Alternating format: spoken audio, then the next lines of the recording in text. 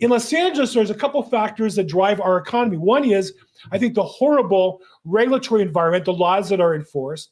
And then we have judges who have to make those decisions on the laws.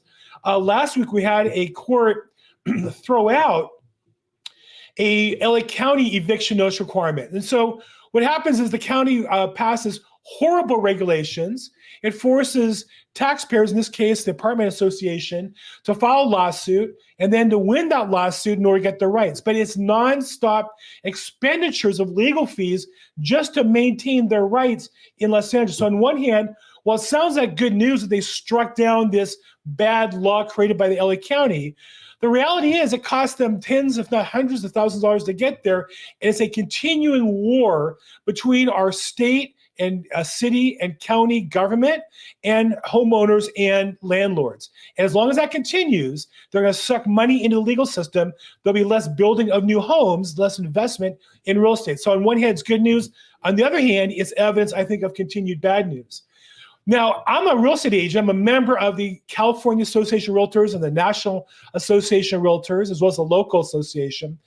And while overall I feel like we've done a good job, our associations now are being forced into a more political and legal mode.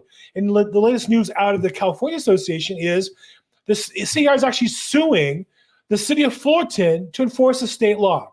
Now, I think everybody should abide by laws, but I don't know that it's our place as realtors or anybody's place as private citizens to enforce state laws on cities.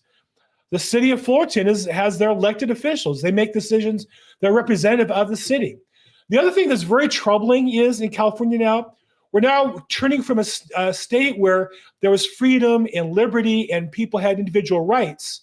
And then cities had individual rights that are put up to the state. We now have a state that is dictating land policy to cities and forcing cities, especially with those that have done well historically, like Fullerton, Beverly Hills, forcing them to have more low-income housing, more dense housing, more high-rise housing, more rental housing, housing for immigrants that those cities don't want. And so if you think it's good, then I guess you should be cheering that. But personally, I don't think it's good when the state is forcing local residents to enforce a policy that those residents don't want to participate in.